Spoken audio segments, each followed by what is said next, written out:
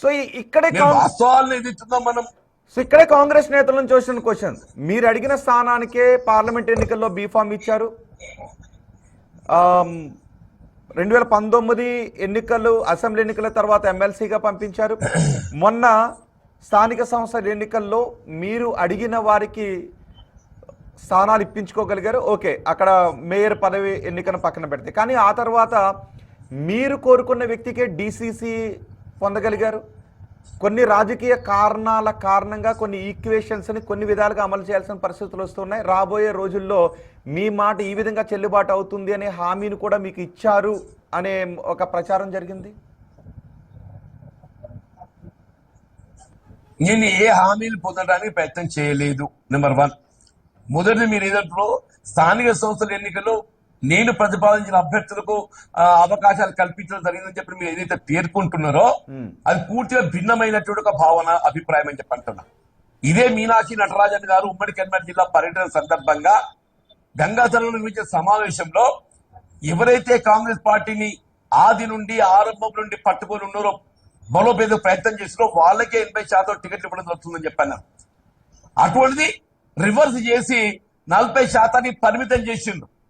అప్పుడు విధి లేని పరిస్థితుల్లో ఏదైతుందో నిజమైన కాంగ్రెస్ పార్టీ కార్యకర్తలకు అవకాశాలు కల్పించబడలేక, అసలు కాంగ్రెస్ పార్టీలో సభ్యత్వం లేనటువంటి వారికి అవకాశాలు కల్పించడంతో ఏదైతుందో తిరుగుబాటు అభ్యర్థులు పోటీ చేసిన వారికి నేను మద్దతు చేశా. తిరుగుబాటు అభ్యర్థులు పోటీ చేసిన వారు 9 మంది గెలిచిండ్రు. తిరుగుబాటు అభ్యర్థులు పోటీ చేసిన వారు 9 మంది గెలిచిందని చెప్పంటున్నాను నేను. జిల్లా కాంగ్రెస్ అధ్యక్షుడు బలహీన వర్గాలకు చెందినటువంటి ఒక అభ్యర్థి, నేత కార్మికుల కుటుంబం వచ్చిండు, సీనియర్ కాంగ్రెస్. నేను న్యాచురల్ గా ఆయన పేరు ప్రతిపాదించా. ఆయన ఏదైతుందో మరి బలహీన వర్గాలకు చెందినటువంటి అభ్యర్థి అని చెప్పని పార్టీ భావించేందుకు అవకాశం కల్పించింది. నేను ఆయన ఒత్తిడి ఇవ్వడం లేదు. ఆయన ఇవాళ ఏదైతుందో నా నాయకత్వం బలోపేతం చేయడానికి ఆయనపై నా ప్రభావం చూపే ప్రయత్నం చేస్తాను నేను. ఇవాళ ఏదైతుందో మీరు ఇవాళ ప్రభుత్వం అధికారానికి వచ్చిన తర్వాత కాంగ్రెస్ పార్టీ కార్యకర్త హక్కులు కాపాడతారా, లేక ఏదైతుందో కాంగ్రెస్ పార్టీ కార్యకర్త హక్కులను నిర్వీర్యం చేసి పార్టీకి సంబంధం లేనోడు దశాబ్ద కాలం పార్టీ కార్యకర్తలు ఏదైతుందో అడగదొక్కే ప్రయత్నం చేసిండో వాళ్ళ నెతృత్వం ఊరేగుతారా మీరు? So what is happening? మీకు అక్కడ కాంగ్రెస్ పార్టీలో ఉండగా మీకు అక్కడ కలుగుతున్న ఇబ్బందుల్లో మీ ఉమ్మడి జిల్లా కాంగ్రెస్ నాయకుల పాత్రే ఉందా? మీ ఉమ్మడి జిల్లా మంత్రుల పాత్ర గాని? ఇదంతా రేవంత్ రెడ్డి గారి ఒక ఆలోచననే. రేవంత్ రెడ్డి గారు ఏదైతుందో ఆయనకంటూ ఒక సొంత కుంపటి ఏర్పాటు చేసుకోవాలి. రాష్ట్రంలో కాంగ్రెస్ పార్టీ సుస్థిరంగా పాలన కొనసాగుతున్నది. 65+1 66 స్థానాలతో సుస్థిరంగా ఉన్న ప్రభుత్వం. బీఆర్ఎస్ కేవలం it was with 38, today it might with 36. BJP 8, 38, 46. 46కు 66 వ్యత్యాసం ఎంత? 20 స్థానాల వ్యత్యాసం ఆధిక్యత కలిగి ఉన్నది కాంగ్రెస్ పార్టీ. స్పీకర్ గారు ఏదైతుందో కాంగ్రెస్ పార్టీ, ఎవరైనా కాంగ్రెస్ పార్టీ అభ్యర్థి ఫిరాయింపు చేయాలని ప్రయత్నం చేస్తే ఫిరాయింపు చట్టానికి అనుగుణంగా సభ్యత్వం రద్దే అవకాశం ఉన్నది. ఇవన్నీ ఉండి కూడా మీరేదైతుందో వీళ్ళ కాంగ్రెస్ పార్టీ అధిష్టానంపై ఒత్తిడి పెంచే విధంగా వీళ్ళు ఏదైతే మీకంటే ఒక సొంత కుంపటి ఏర్పాటు చేసుకోవాలి. వీళ్ళ కాంగ్రెస్ పార్టీ బీఫామ్ పై ఎంపికైనట్టు అభ్యర్థులు ఎవరైనా their loyalty rest with the Congress party high command. మీరు ఆ విధంగా కాకుండా మీ సొంత కుంపటి, సొంత వర్గం ఏర్పాటు చేసుకోవాలి. రేపు కాంగ్రెస్ పార్టీ కూడా నేను ముఖ్యమంత్రిని మార్చాలని ప్రయత్నం చేస్తే ఈయన ఉంటెందు పోగొడలు రేవంత్ రెడ్డి గారు ఉంటెందు పోగొడలు అని కాంగ్రెస్ పార్టీ విధి విధానాలు అమలు చేయడం లోపల ఏదైతుందో దానికి భిన్నంగా నిర్ణయాలు తీసుకోవటం, అటువంటిప్పుడు నాయకత్వం మార్చాలని భావించడం సహజం. అది అటువంటిప్పుడు ఏదైతే కాంగ్రెస్ పార్టీ అధిష్టానాన్ని హెచ్చరించే విధంగా ఎదురు తిరగడానికి ఆయనకంటే కుంపడి కావాలి, సొంత వర్గం కావాలని చెప్పని ఈ పార్టీ పేర్లు ప్రోత్సహింపు చేసి హైకమాండ్ రాష్ట్ర పాలనపై పూర్తి నమ్మకం ఉన్నట్టుగా కనిపిస్తోంది కదా. ఇప్పుడు ఏంటంటే ఒత్తిడికి లొంగింది. ఏం కనబడుతుంది, ఏం చేస్తుంది? వేం నరేంద్ర రెడ్డి గారికి ఏం చేస్తుందో రాజ్యసభ టికెట్ ఇచ్చిందా? వేం నరేంద్ర రెడ్డి గారి రాజ్యసభ టికెట్ కాంగ్రెస్ పార్టీ ఇష్టపూర్వకంగా ఇచ్చిందని మీరు భావిస్తున్నారా? రాజ్యసభ అవకాశం ఎవరికి కల్పించాలి? జాతీయ స్థాయిలో కాంగ్రెస్ పార్టీ ఎవరు సేవలు అందిస్తారో వాళ్ళకి కల్పించాలి.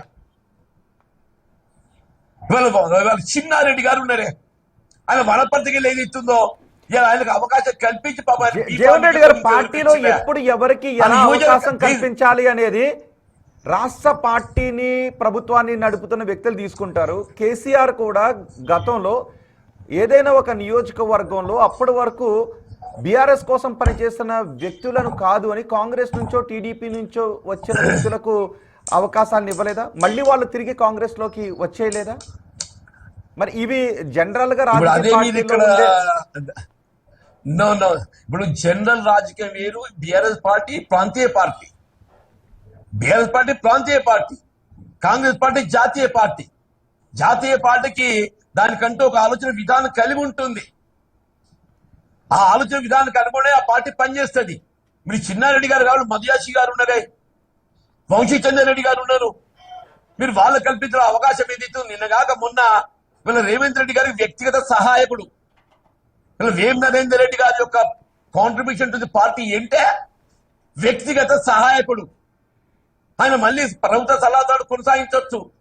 ఆయనకి రాజ్యసభ అంటగట్టడం ఏంటి, అధిష్టానాన్ని ఏ విధంగా ఒత్తిడిలో గురి చేస్తుండో చెప్పేస్తుంది. అధిష్టానాన్ని ఏ విధంగా ఒత్తిడిలో గురి చేస్తుండో రేవంత్ రెడ్డి గారు చెప్పేస్తుంది.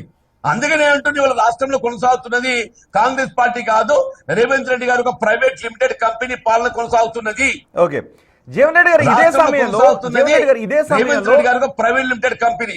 జీవన్ రెడ్డి గారు అదే సమయంలో మీరు గతంలో విమర్శించిన బీఆర్ఎస్ లోకి వెళ్ళారు, కానీ అదే బీఆర్ఎస్ లో సొంత కుమార్తె ఇమడలేక బయటికి వెళ్ళిపోయారు అనే చర్చ జరుగుతూ ఉంది. అలాంటి చోటకి వెళ్ళి ఆత్మాభిమానం దెబ్బతింటే నొచ్చుకునే ముక్కుసూటిగా వెళ్ళే మీరు ఉండగలుగుతారా అనే ఒక క్వశ్చన్ వస్తుంది. ఇప్పుడు కేసీఆర్ గారు ఏదైతుందో, నేను 2 పర్యాయాలు ఆయన ప్రత్యర్థిగా పోటీ చేసినప్పటికీ కూడా వీళ్ళ కాంగ్రెస్ పార్టీలో ఏ విధంగా నేను ఏదైతే మానసికంగా క్షోభకు గురై 4 దశాబ్దాలు కాంగ్రెస్ పార్టీ బలోపేతం కొరకు ఇచ్చేస్తే ఏ విధంగా నన్ను ఉసురు పోసుకున్నారు. మరి నిజంగా కేసీఆర్ గారు ఏదైతే ఒక పెద్ద మనసుతోనని చెప్పాను, పెద్ద మనసుతోని నన్ను హక్కును చేర్చుకున్నారు. మరి స్వయంగా ఏదైతుందో మన జగిత్యాల సభ సమావేశంలో నన్ను బీఆర్ఎస్ పార్టీలో చేర్చుకోవడం అంటే వారు నాకు ఇచ్చినటువంటి ఒక గుర్తింపు, గౌరవానికి ఇంతకంటే ఇంకేం చేసిన మాట్లాడారు. సరిగ్గా ఇదే సందర్భంలో మీకు అధికార అదే మీకు ప్రధాన కార్యదర్శి పదవి హోదా ఇచ్చారు. అదే సందర్భంలో గతంలో కేకే కేశవరావు సెక్రటరీ జనరల్ హోదా ఇచ్చినటువంటి విషయాన్ని కూడా ఇక్కడ కంపేర్ చేసి గుర్తు చేసుకుంటున్నారు. కేకే కేశవరావుతో పాటు మిగిలిన నేతలు ఎవరెవరైతే వివేక్ కావచ్చు, పోచారం శ్రీనివాసరెడ్డి కావచ్చు, ఎవరెవరైతే బీఆర్ఎస్ నుంచి కాంగ్రెస్ కి తిరిగి వచ్చేసారో ఈ నేతలు ఉదంతాల గురించి మాట్లాడుతూ ఉన్నారు. నాకు ఆశ్చర్యమే, కేశవరావు గారికి ఏదైతుందో సెక్రటరీ జనరలే కాదు పదవి పరంగా, పార్టీ పరంగా ఆయన రాజ్యసభ పదవి కల్పించిండే. ఆయన కూతురికి ఏదైతుందో హైదరాబాద్ నగర మేయర్ ఇచ్చిండ్రు, ఆయన కొడుకు కార్పొరేషన్ చైర్మన్ ఇచ్చిన ఆయనకి ఏం తక్కువైంది, అని చెప్పి అంటున్నాను నేను. ఆయన కష్టకాలంలో బీఆర్ఎస్ పార్టీని పట్టుకొని ఉండాలన్నా, ఆయన ఏదైతుందో ఆయన స్వార్థ ప్రయోజనాలు మళ్ళీ ఏదైతుందో మళ్ళీ పోయి కాంగ్రెస్ లో చేరిండు. ఆనాడు అక్కడ రాజ్యసభ పదవి కొనసాగింపు రాకుంటే ఇక్కడికి వచ్చిండు, రాజ్యసభ పదవి అవకాశం ఇక్కడ పొందిండు. కూతురికి మేయర్ వచ్చింది, కొడుకు కార్పొరేషన్ చైర్మన్ వచ్చింది. ఆయన మాట పట్టు నెగ్గించుకున్నాడు. మనం ఎందుకు పోయిండో ఆయనకే తెలియాలి. అదే అప్పుడు కాంగ్రెస్ నుంచి ఎందుకు వెళ్ళారు, కాంగ్రెస్ నుంచి బీఆర్ఎస్ నుంచి మళ్ళీ కాంగ్రెస్ కి ఎందుకు వచ్చారు అనే చర్చ జరిగింది. ఆయన ఒక్కరే కాదు, చాలా మంది, తుమ్మల నాగేశ్వరరావు దగ్గర నుంచి ఇలా చాలా మంది నేతలు ఉన్నారు. తుమ్మల నాగేశ్వరరావు బీఆర్ఎస్ నుంచి తుమ్మల నాగేశ్వరరావు గారు ఏదైతుందో కనీసం అదే అన్న తుమ్మల నాగేశ్వరరావు గారు కనీసం శాసనసభ సభ్యత్వం లేని నాడు ఆయనను బీఆర్ఎస్ పార్టీలో చేర్చుకొని శాసన మండలి అవకాశం కల్పించి మంత్రివర్గంలో చోటిచ్చిండు. ఆయన ఎన్నికల్లో గెలవలేకపోయిండు. ఎగ్జాక్ట్ గా ఇప్పుడు మీరు ఏదైతే జీవన్ రెడ్డి గారు ఇక్కడ అడుగుతున్న క్వశ్చన్ ఏంటంటే, మీరు అన్నదే అడుగుతున్నారు. ఇక్కడ అవకాశాలు ఇచ్చినప్పుడు ఆయన ఎందుకు వెళ్ళిపోయారు అని మీరు ఎలాగైతే అడిగారో, కాంగ్రెస్ లో అవకాశాలు ఇచ్చినప్పుడు ఒక్క ఏడాది పదవి లేదు అనే ఒక కారణంతో జీవన్ రెడ్డి కాంగ్రెస్ కి వెన్నుపోటు పొడిచి వెళ్ళిపోయారు అనే విమర్శలు మీపై వస్తున్నాయి. కాంగ్రెస్ ఎవరికి వెన్నుపోటు రాజకీయాలు నాకు అలవాట్లేదే. ఆ వెన్నుపూడి రాజకీయాలు ఏమన్నా ఉంటే చంద్రబాబు నాయుడు గారి దగ్గర మీరు తెలుసుకునే ప్రయత్నం చేయండి. నేను కాంగ్రెస్ పార్టీ ఏదైతుందో విడనాడు జరిగి పొమ్మన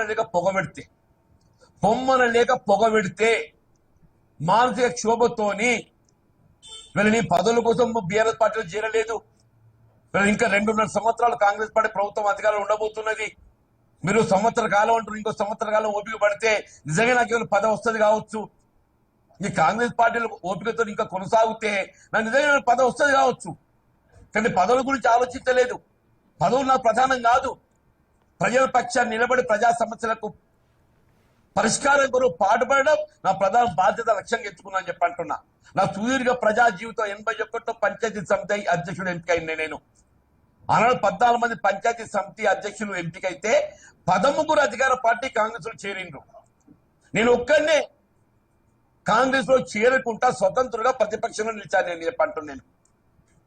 ఏనాడైనా ప్రజల పక్షాన్ని నిలబడి ప్రజా సమస్యల పరిష్కారం కొరకు పాటుపడే భావన తలుపగలవాలని నేను చెప్పంటున్నా. వీళ్ళ అధికార పార్టీ వీడడానికి